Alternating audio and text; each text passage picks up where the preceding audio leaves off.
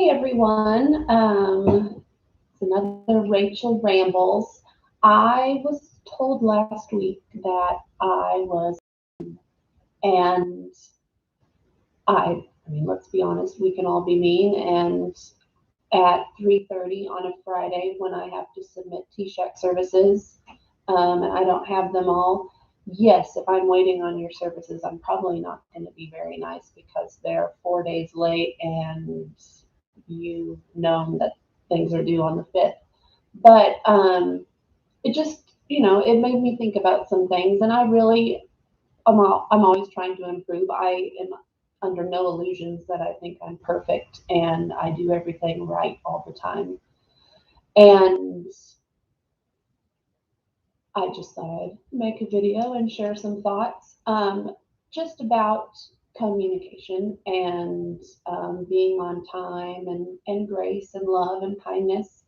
Um, I've done a video before about communication and how, you know, when you in your role as manager, when you are trying to get research done, you start months in advance letting the residents know, hey, I'm going to need these things from you. And you think about the ones that you are still waiting to get information from on the 28th, 29th, 30th of the month, that it's the deadline. When you see them at the beginning of the month, you're like, don't forget this. And you're probably very gracious and happy to see them and very pleasant. But as it gets closer and closer to deadline and you either can't get a hold of them and you're trying to figure out like where's the last of your paperwork so we can get this done. You have the ones that don't communicate with you are MIA.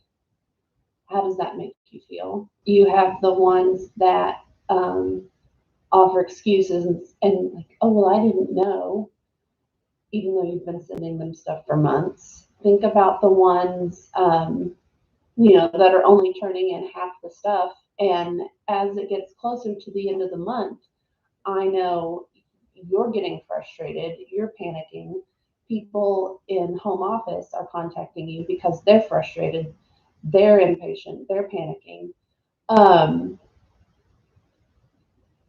just put yourself in our shoes when we have deadlines and the deadline and we can't get a hold of you and we can't get it. Um, I really do try to be kind and gracious, but if it's happening month after month and you are just not communicating, it is very hard to be kind and gracious. And I'm sure some of you who have communicated with me early or have communicated with me, and I have been gracious. Sometimes I'm like, in the grand scheme of things, if this is a day or two late, it's not going to be the end of the world. No worries, take your time. Um, but those that communicate early or communicate at all usually get more grace than ones that are not communicative. So I know y'all are super busy. I know you're super stressed, and it just seems that more and more stuff is getting piled on you. And when that happens, you have got to communicate. It is so very important. I don't know if any of y'all are readers or if any of you even believe about like personality types and all that. But I read this book last year.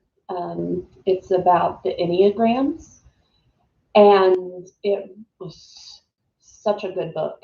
You can take it and read like a chapter a month, and you'll get so much out of it. I highly recommend it. But um, you know, your personality, you are who you are, and when you're thriving and when you're happy and everything's going great, you are your truest self. But then as you get stressed, that's when some of your negative flaws start to come out. And sometimes you're not so stressed where you're aware of that and you can like kind of take a step back, take a breath and be like, okay, I need to refocus. But sometimes you are so stressed and your body is just in a state of panic that you cannot function, and you definitely cannot function how you want to. And that is the time that you have to communicate with me, communicate with your supervisor, communicate with your TC analyst, communicate and say, oh my goodness, I don't even know what to do right now because Rachel's on me for this, and the supervisor's on me for this, and you're on me for this, and I just don't know what to do. Okay, when you get to the point that you don't know what to do, you need to reach out. You could even talk to another manager and say, I just don't know what to do right now. Um, you know, I have people in this office that they're my sounding boards, and I'm just like, what am I doing wrong? Or what is, how can I get out of this? And, just sharing that burden with someone, one, it helps calm you down because you're sharing it and it's lifting some of the weight off of you. Two, you'll get input and advice, maybe some empathy um, from the person you're talking to, and it will really help you kind of take a step back and reset and be ready to move on. Like I said, no one's perfect. We're all human. We're all trying to do our best in life, and sometimes we fall short of the mark. But if you are able to communicate that and, own up to your mistakes, apologize, say, hey, communicating and being honest in that communicating will get you so much farther and will get you so much more grace. Even for those of you who are parents, think about raising your kids. Like, you're going to love your kids no matter what, but are you more gracious and understanding to your kids when they've messed up and they tell you the truth, or when they've messed up and they try to hide it, or they try to tell you lies, or they blame someone else? And I'm not like trying to point fingers and tear anyone down. I'm just trying to communicate something that I had to do over the weekend, is do some introspection and be like, how could I have been nicer? How could I have handled that better? Um, or could I have handled it better? I had an hour and a half to get reporting in, and I couldn't get a hold of a manager. Like, what am I supposed to do in that situation? How can that get better next time? Um, and following in on that communication, as y'all are getting your cameras, you know, set up Zooms. I had a manager ask me this week, she was like, hey, could we have a Zoom conversation and me like show you my binder and we go through it together? It's like, absolutely, let's get it set up.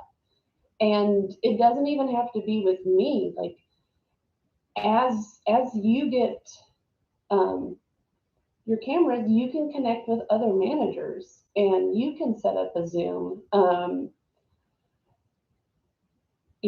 One, to practice the technology, but two, like, wouldn't it be a lot more rewarding to have a conversation, even when you're stressed, to get on Zoom and like see your fellow manager? Think of how much more effective that decompressing would be.